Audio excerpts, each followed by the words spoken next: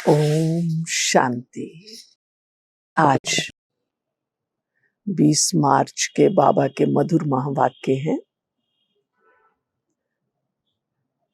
आजकल अगर आप ध्यान देंगे तो बाबा पढ़ाई के साथ साथ बच्चों के अंदर एक विशेषता विशेष देखना चाहते हैं, जिसके लिए बाबा बहुत सी विधियां हमें बता रहे हैं। कभी तो बाबा कहते तुम याद करो, तुम्हें कौन पढ़ाता है? ईश्वर पढ़ाता है। कभी बाबा कहते तुम पद्मा पद्म भाग्यशाली हो। कभी बाबा कहते बच्चे तुम कहाँ किसकी यूनिवर्सिटी में, गॉडली यूनिवर्सिटी में पढ़ते हो।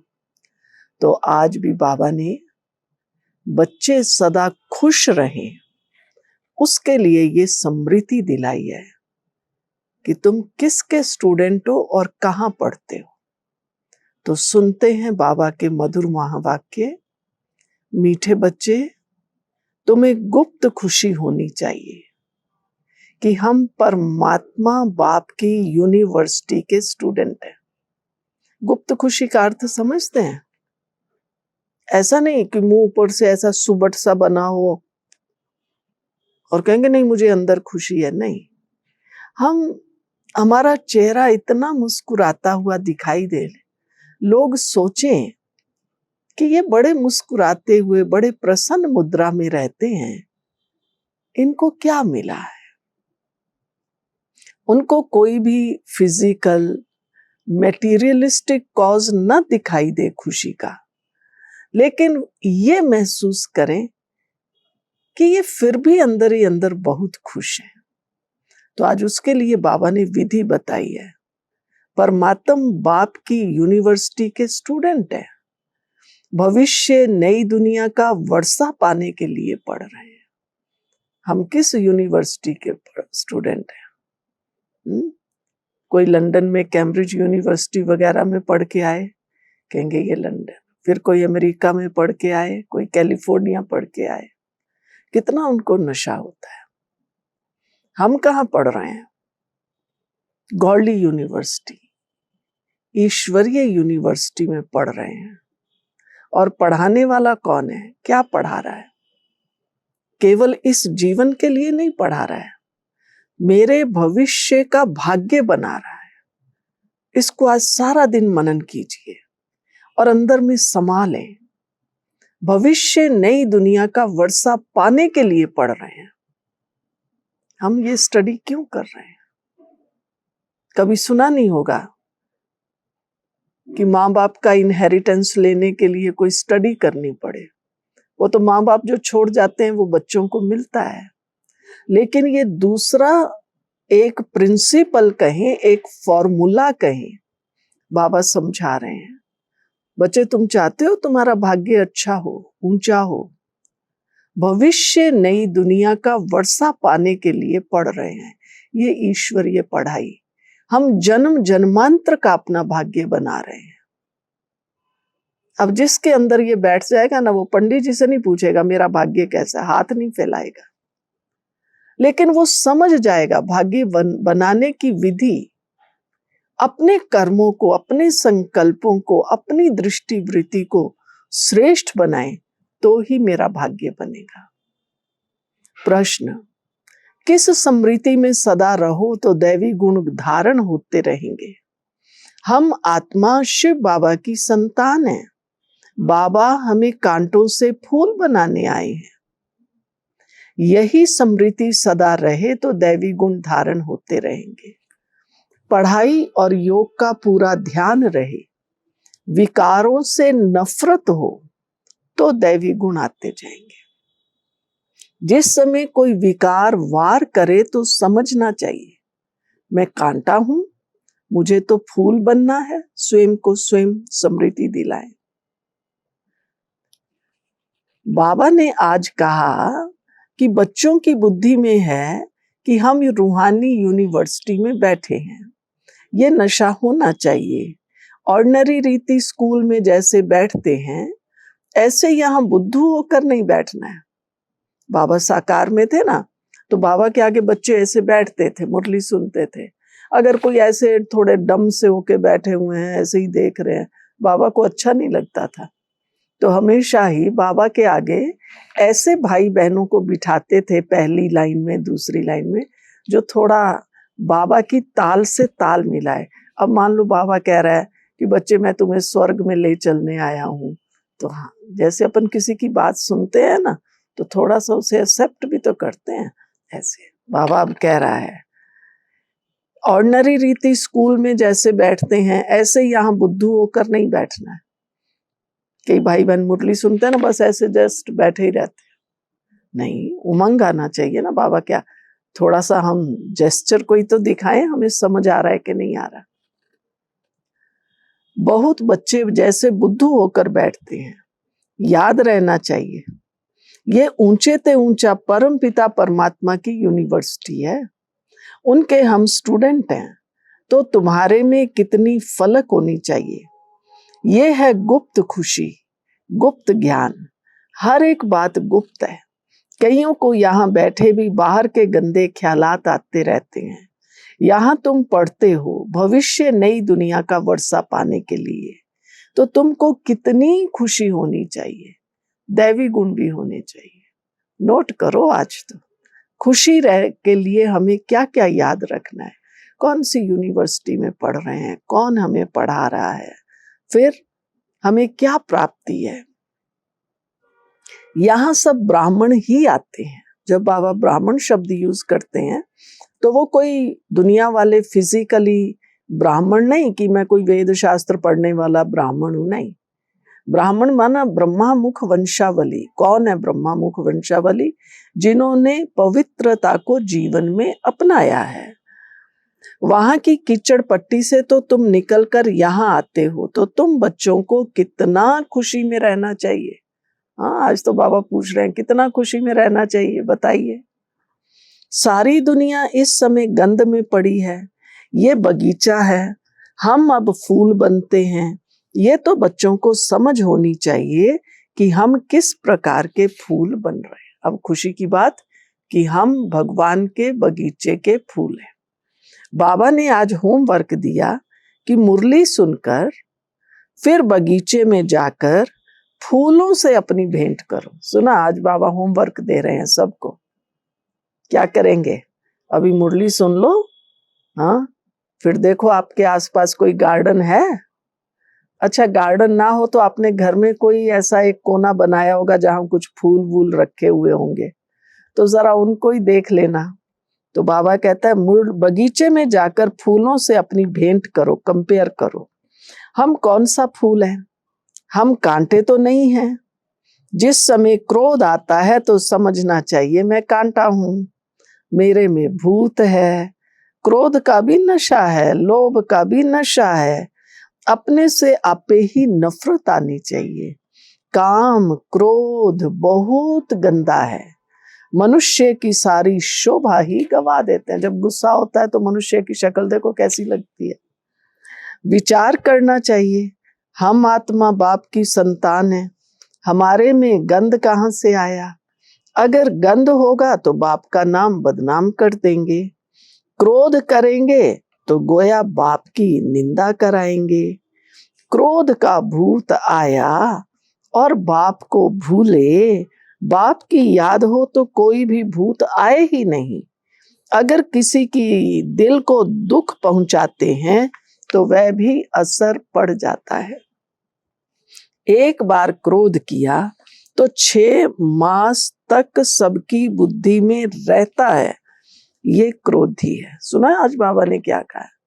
साइंटिस्ट तो कहते हैं कि अगर आप 1 मिनट क्रोध करते हैं तो उसका effect 40 times, 1 minute is equal to 40 minutes. अब मैंने अगर आधा घंटा गुस्सा किया तो अब आप देख लीजिए कितना उसका घंटे हो गए, 40 टाइम्स। लेकिन आज बाबा ने कौन सा रेशो बताया? बाबा ने तो अलग बताया है। बाबा ने कहा एक बार क्रोध किया, मान लो आज मैंने गुस्सा किया, तो 6 मास तक सबकी बुद्धि में रहता है। 6 महीने। कई बार कई भाई बहन कह देते हैं, बहन जी कल मैंने थोड़ा सा इससे गुस्से से बोला था, अब देखो जहां भी जाता हूँ सब कहते हैं तुम गुस्सा करते हो।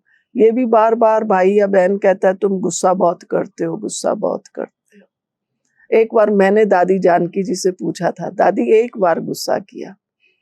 दादी ने कहा अब तुमको 100 बार लोग कहेंगे तुम गुस्सा करती हो, गुस्सा करती हो। मैंने कहा अच्छा?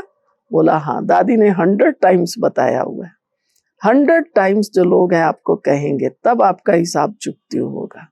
हम क्या सोचते हैं, हम गुस्सा भी करें और लोग हमें ये ना कहें कि तुम गुस्सा करते हो। तो देख लीजिए कितना परिवर्तन चाहिए। एक बार क्रोध किया तो 6 मास तक सबकी बुद्धि में रहता है कि ये क्रोधी है, फिर दिल से उतर जाता है। बाप दादा की दिल से भी उतर जाता है। अरे अरे कितनी बड़ी बात है। लोगों में तो हमारा इंप्रेशन खराब होता ही होता है, लेकिन भगवान के दिल से भी उतर जाते हैं।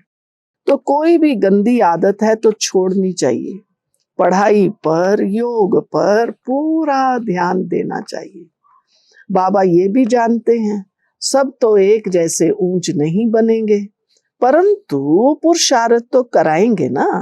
भारत में जब लक्ष्मी नारायण का राज्य था तो सबकी आयु बड़ी, हेल्दी वेल्दी थे। बच्चों को युक्ति रचनी है, कैसे किसको समझाएं कि भारत का प्राचीन योग सिवाय परमपिता परमात्मा के कोई सिखला नहीं सकते। हठ योग है निवृत्ति मार्ग वालों के लिए।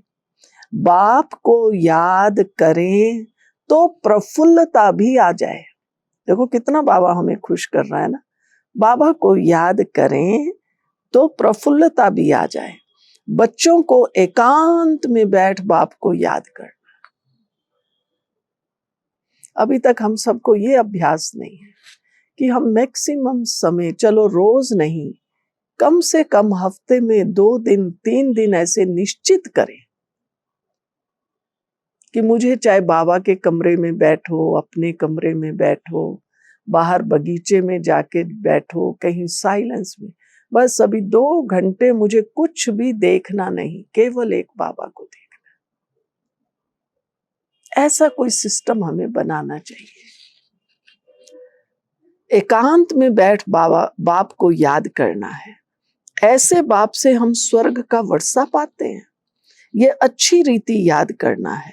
बाप हर प्रकार की राय तो देते हैं, ऐसे ऐसे करो, कैसे याद करें। हाँ, बाबा उदाहरण देते हुए बोले, जैसे अब ये बाबा ने एक उदाहरण दिया है, वैसे और भी बहुत से हैं। बाबा ने कहा क्वीन विक्टोरिया का वजीर गरीब था, रोड की लाइट पर पढ़ पढ़कर ऊंच पद पा लिया।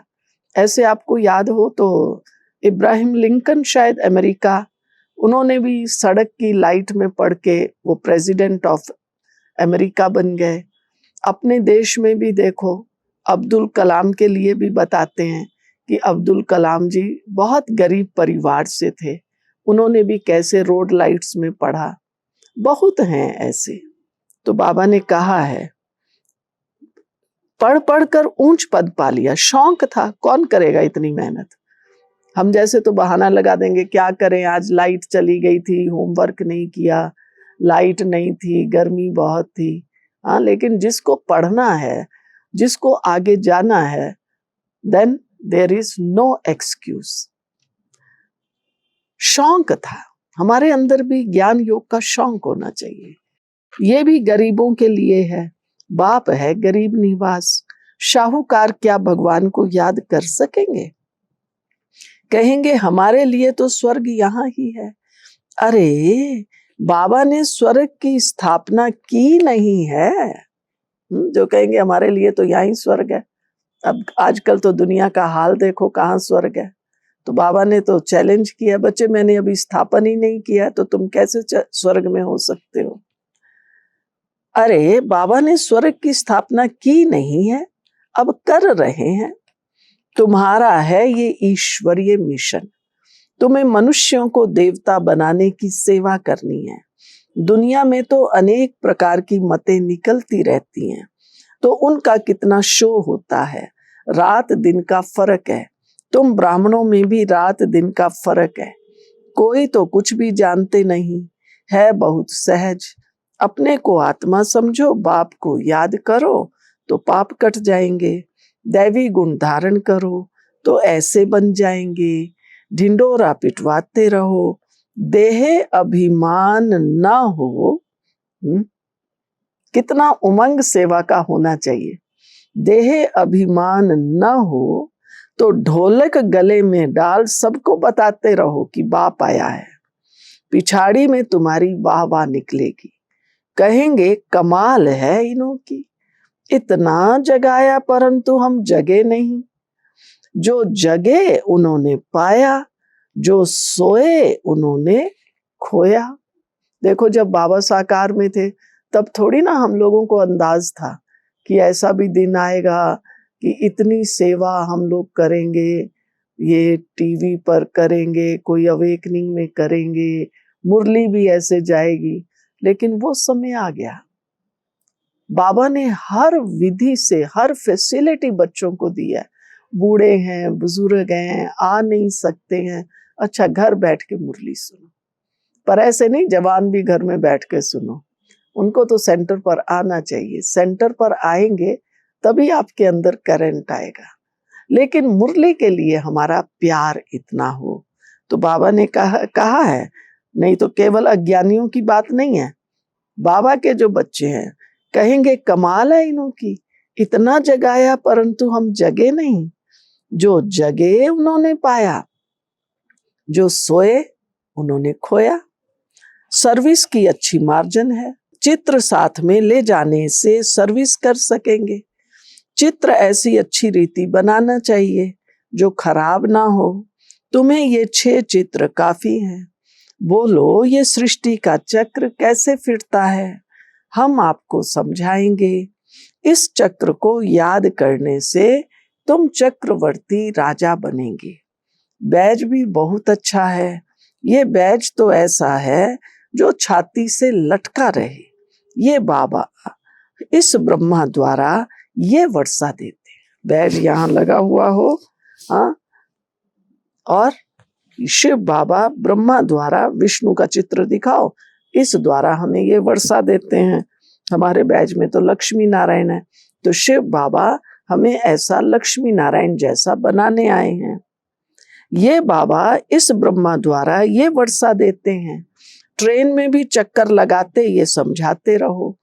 ये बैज ऐसी चीज है, हीरे जवाहरात फल फूल महल सब कुछ इसमें मर्ज है, परंतु बच्चों की बुद्धि में नहीं आता है।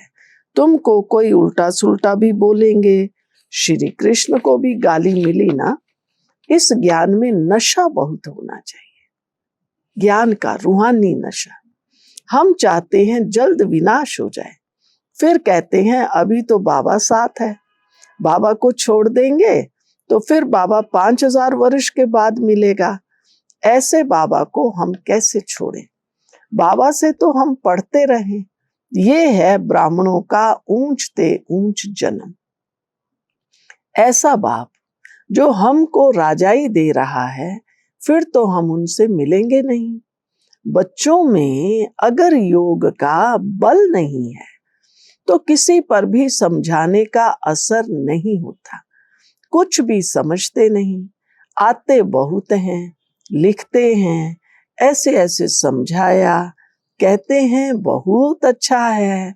बाबा समझते हैं, सुना ऐसे जैसे सुना ही नहीं, क्योंकि केवल कह के चले गए, सर्टिफिकेट दे गए, आपका ज्ञान बहुत अच्छा है, सुनाने वाले बहुत अच्छे हैं। बाबा कहते बना तो नहीं, तो बाबा को लगता है कुछ सुना ही नहीं, जरा भी समझा नहीं, बाप को ही नहीं जाना है।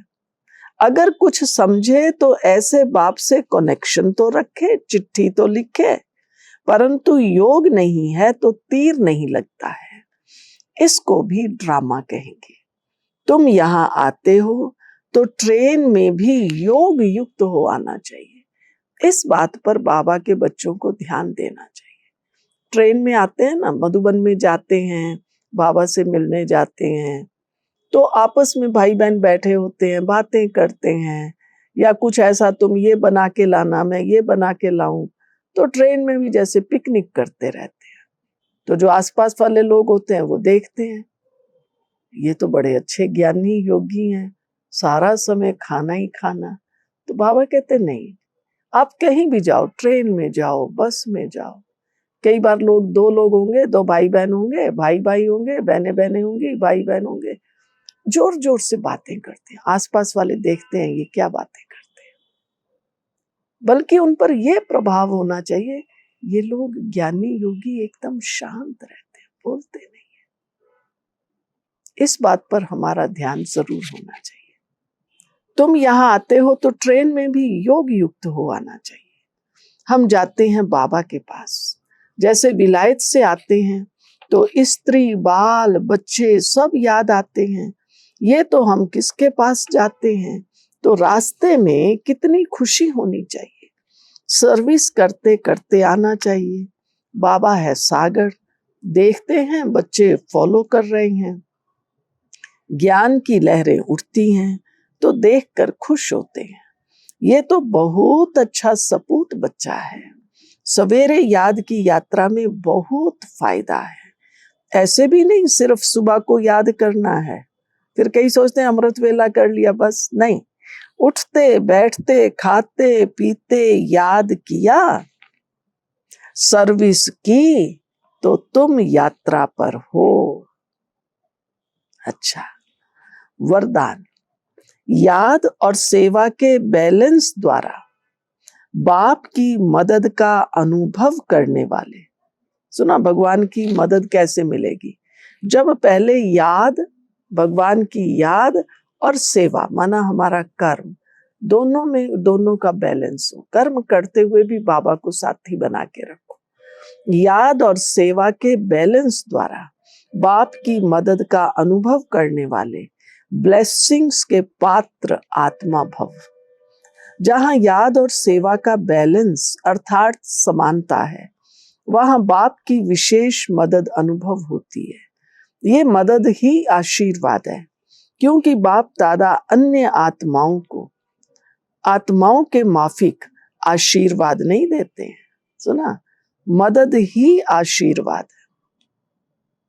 जब हम बाबा को याद करते हैं, महसूस करते हैं ना बाबा हमें मदद कर रहा है, ये मदद ही आशीर्वाद है। लेकिन जैसे और लोग साधु संत महात्माएं, कोई कहते हैं ना चिरंजीव भव, पुत्रवान भव, भगवान ऐसे आशीर्वाद नहीं देता है, प्रैक्टिकल में मदद देता है अगर हम उसको याद करते हैं। बाप तो है ही अशरीरी, तो बाप दादा की आशीर्वाद है सहज, स्वतः मदद मिलना, उसमें जिससे जो असंभव बात है वह संभव हो जाए, यही मदद अर्थात आशीर्वाद है। ऐसी आशीर्वाद की पात्र आत्माएं हो जो एक कदम में पद्मों की कमाई जमा हो जाती है। स्लोगन, साकाश देने के लिए क्या करो, अविनाशी सुख शांति व सच्चे प्यार का स्टॉक जमा करो।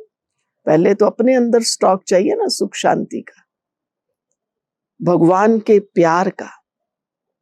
जब हम योग में बैठते हैं, अनुभव करते हैं भगवान का प्यार मुझ पर बरस रहा है, भगवान के प्यार का क्या अनुभव होगा। ऐसे नहीं कोई कोई योग में बैठते हैं उसमें भी टेंशन, बिंदु बिंदु ऐसे करके, वो टेंशन में नहीं बैठना है।